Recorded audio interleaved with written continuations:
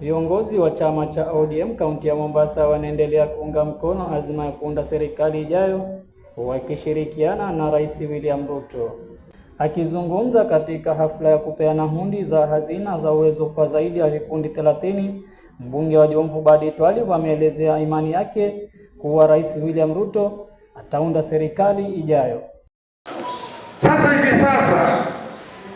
sisi ushirikiano wetu na Ruto ni top hapa kwa sababu yeye ndio rais. Sisi tunataka kushirikiana na yeye.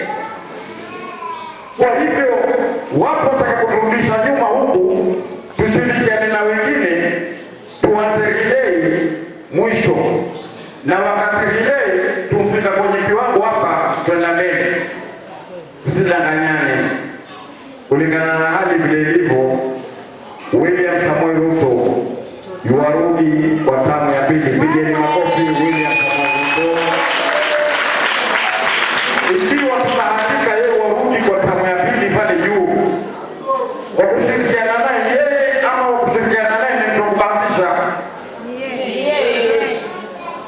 Kwa sababu yeye ndio mbele pale juu, na pale juu ikiwa yupo, sisi kushirikiana na yeye akirudi tutapata maarifa, kwa sababu kipekee yetu hatuwezi kuunda serikali sisi peke yetu.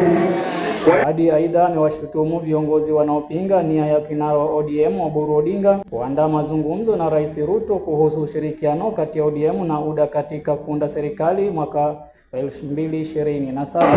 Oburu Odinga, jamani, ule ukweli Raila ankufa bila kuugua muda mrefu, ni kweli ama si kweli? Wengi wetu walala asubuhi wakiamka waambia Raila ankufa. Jamani, Raila yule kabla hajafa alituunganisha na William Samoei Ruto to the extent mpaka akapeleka mabunge wake kuwafanya mawaziri. Serikali ya mtu uchukue wabunge wako uwafanye mawaziri, ni ushirikiano, si ushirikiano? Leo Oburu Odinga hajapeleka mtu, ana nia tu ya kuzungumza, watu wampinga.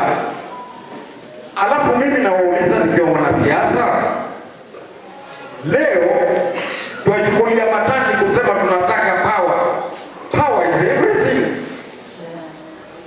Leo mimi nasimama hapa kwa ajili ya power. Mimi nasimama hapa leo singekuwa patron, isipokuwa patron ikuja kwa tendo ya power of being a member of parliament.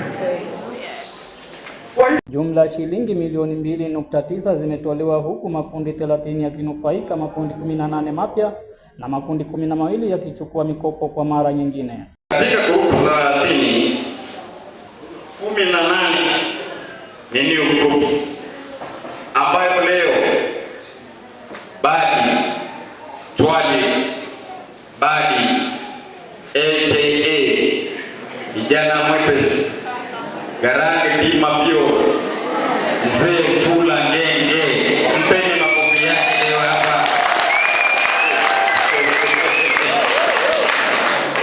Leo kwa group 18 ambazo new groups tumetoka nyumbani tumekuja hapa, lakini mtaondoka hapa na pesa ya biashara milioni 2 ya Kenya ambao mtapata hizo macheki.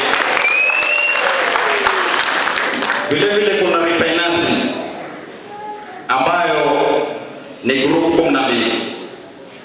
Refinance ni wale watu ambao walichukua wakalipa kisha sasa wanapata tena. Kwa hivyo ni group 12 zilipata na leo zirudi zapata tena. Tuwapigie makofi kwa hiyo.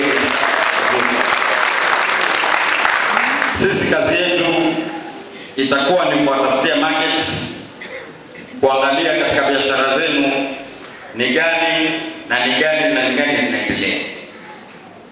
Hata hivyo, walionufaika na fedha hizo wamehimizwa kuzifanyia kazi na kulipa kwa wakati ili wengine waweze kunufaika na fedha hizo.